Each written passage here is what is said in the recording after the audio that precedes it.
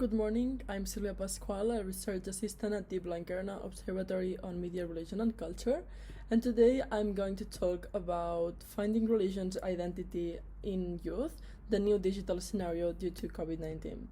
So we're living in a very complex situation which has changed our daily routines.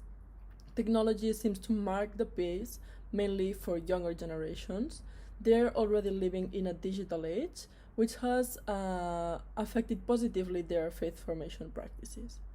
So these are the topics we will go through today: a short introduction of the investigation, the main objectives, the methodology we followed, some examples of the best practices, and finally the results of the project.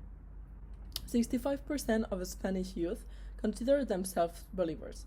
From this point, we started this research in order to analyze the different practices through which youth is able to be immersed in spiritual formation offline as well as online.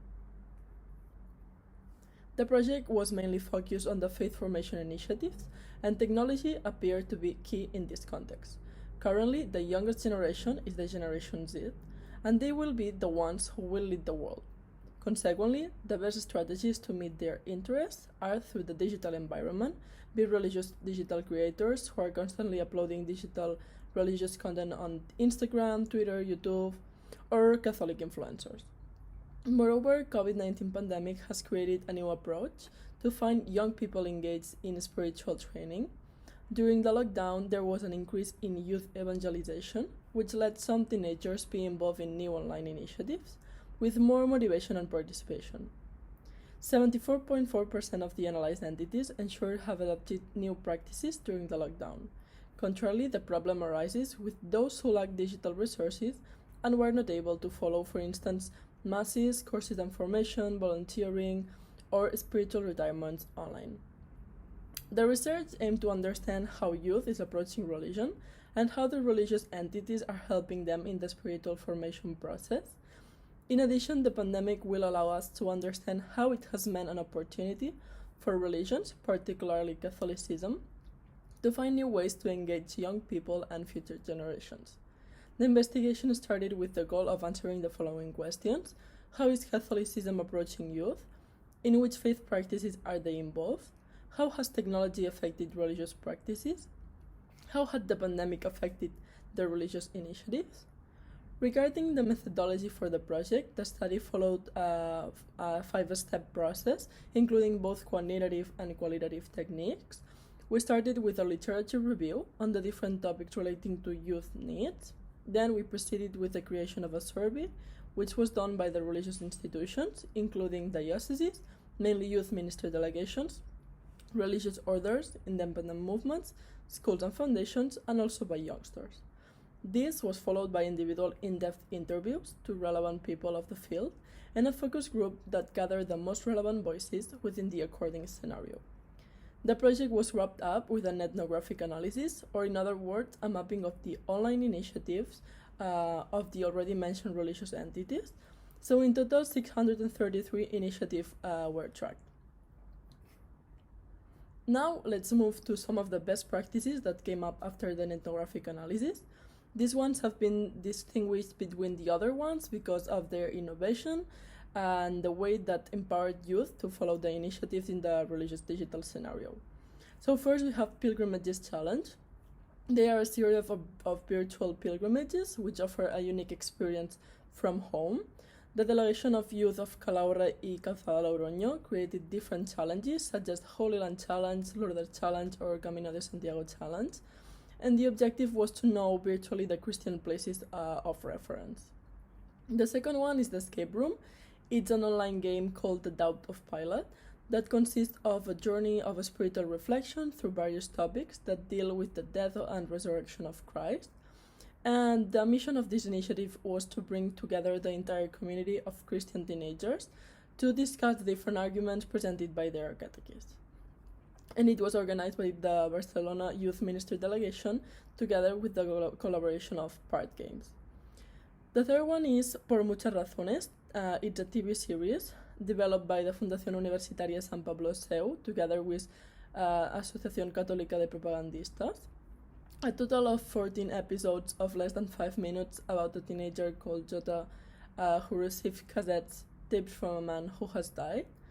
And the message that the organizations want to transmit is the one of hope and faith along our lives.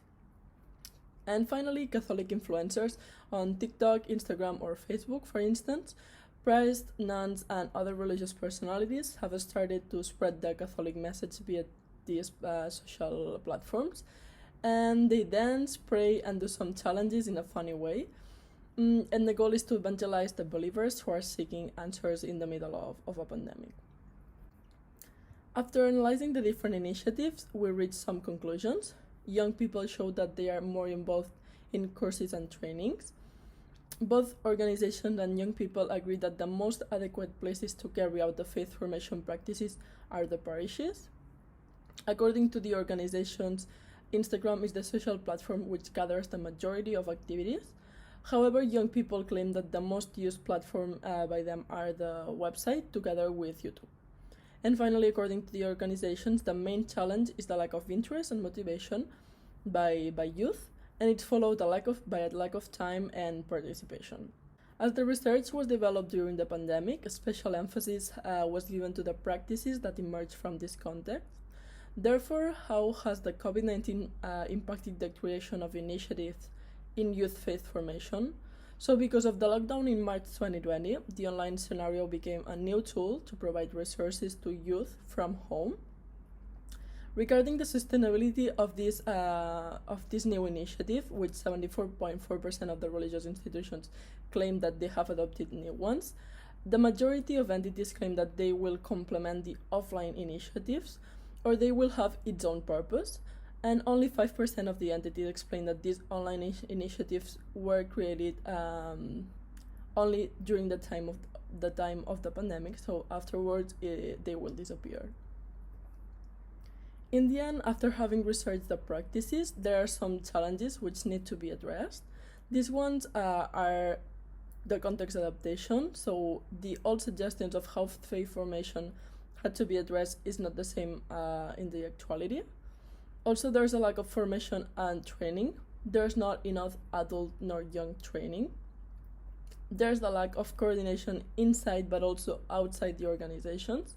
This is required in order to develop effective activities and solve other challenges. The fourth one is that there are not enough sustainable initiatives. Maybe there are huge quantity, but they don't have enough quality. And however, the most important one is the lack of youth empowerment to lead the change. There is a need to help the youth, to involve them in an integrated community in which they can contribute with their best. They need to feel that they have support from others, and this will enhance their faith not only at church but also at home, at university, with friends. For young active believers, religion is the element that connects their community and holds it together. So for this reason, we need to empower them in a way that elder people, adults, and themselves work together and share a global religious identity.